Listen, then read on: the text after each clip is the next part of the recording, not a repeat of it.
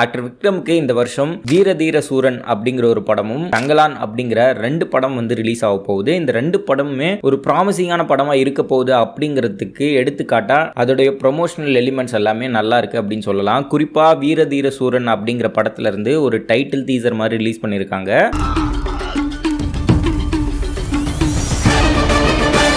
இந்த படத்தை டைரக்ட் பண்ணக்கூடியது எஸ்.யு. அருண்குமார் அப்படின்னு சொல்லக்கூடிய சித்தா, சேதுபதி, பன்னியாரும் பத்மினி இந்த மாதிரியான சூப்பரான படங்கள் எடுத்த அந்த டேரக்டர் அப்படிங்கிறத நிரூபிக்கிற விதமாக இந்த ப்ரொமோஷனல் வீடியோ வந்து அவ்வளோ சுவாரஸ்யமாக இருக்குது, வித்தியாசமாகவும் இருக்குது அப்படின்னு சொல்லலாம். இந்த டீசரில் காட்டப்படக்கூடிய சீக்வன்சஸ் இந்த படம் எப்படி இருக்க போகுது அப்படிங்கிற எதிர்பார்ப்பை ரொம்பவே சூப்பராக காட்டியிருக்காங்க.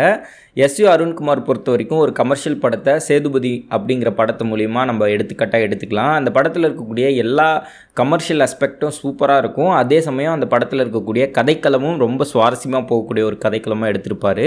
இந்த டீசரில் விக்ரம் அவர்களுடைய லுக் ஆகட்டும், அவரோட மேனரிசம், அவரோட டைலாக் டெலிவரி இது எல்லாமே வந்து ஒரு விண்டேஜ் விக்ரம் பார்க்குற மாதிரி இருக்குது அப்படின்னு சொல்லி நிறைய பேர் கமெண்ட் செக்ஷனில் சொல்லியிருந்தாங்க.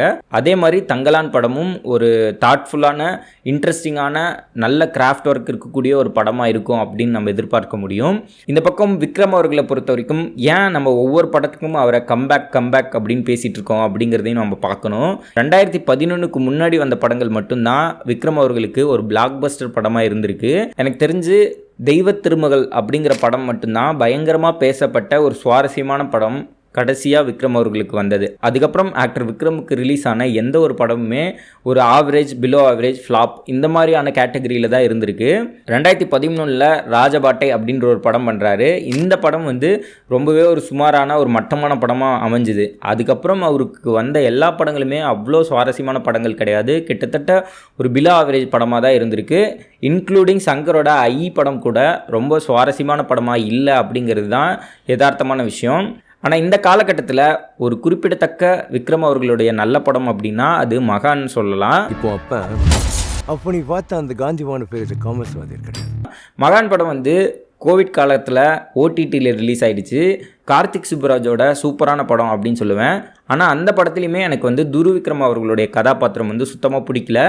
இதனாலேயே செகண்ட் ஹாஃபில் வந்து துருவிக்ரமே ஃபோக்கஸ் பண்ணி படம் அதிகமாக போகிறது வந்து எனக்கு ஒரு இன்ட்ரெஸ்டிங்கான ஃபீலிங்கை கொடுக்கல. பட் ஆனால் படத்தோட ஃபஸ்ட் ஆஃப் அது ஸ்டார்ட் ஆகி அப்படியே எலிவேட் ஆகிற விதம் இருக்கு இல்லையா, அந்த ஃபஸ்ட் ஆஃப் முடிகிற வரைக்குமே ரொம்ப சுவாரஸ்யமாக கார்த்திக் சுப்புராஜ் ஹேண்டில் பண்ணியிருப்பார்.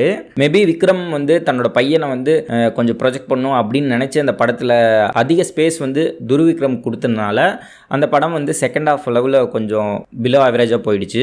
அதுக்கப்புறம் பொன்னியின் செல்வன் தான் சொல்லணும். பொன்னியின் செல்வனில் அவர் எடுத்துக்கிட்ட அந்த கதாபாத்திரம் வந்து ரொம்பவே சுவாரஸ்யமாக பண்ணியிருந்தார். மற்றபடி சொல்லிக்கிற அளவுக்கு விக்ரம் அவர்களுக்கு 2011 காலகட்டத்திலேருந்து இப்போ வரைக்கும் எந்த ஒரு நல்ல படமுமே இல்லை அப்படின்னு சொல்லலாம். ஸோ இப்போ விக்ரம் ரசிகர்களுக்கு இருக்கக்கூடிய ஒரே ஒரு ஆப்ஷன் தங்கலான், அதுக்கப்புறம் இந்த வீர தீர சூரன் அப்படின்னு சொல்லலாம்.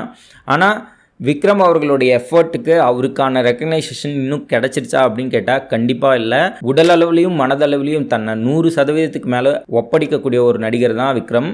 விக்ரம் அவர்களுக்கு ஒரு ஹேட்டர்ஸ் அப்படின்னு இருக்காங்களா அப்படின்னு கேட்டிங்கன்னா தேடி பிடிச்சி விரல் விட்டு கூட எண்ண முடியாது அப்படின்னு சொல்லலாம். இந்த வீடியோ பார்த்துட்டு இருக்க நீங்கள் விக்ரம் அவர்களுடைய உழைப்புக்கு தகுந்த வெகுமதி இங்கே கிடைக்குதா அப்படிங்கிறத கமெண்ட் செக்ஷனில் சொல்லிக்கிட்டு நம்ம சேனலில் மறக்காமல் சப்ஸ்கிரைப் பண்ணிக்கோங்க. நிறைய இன்ட்ரெஸ்டிங்கான சினிமா ரிலேட்டட் வீடியோஸ் பார்க்குறதுக்கு.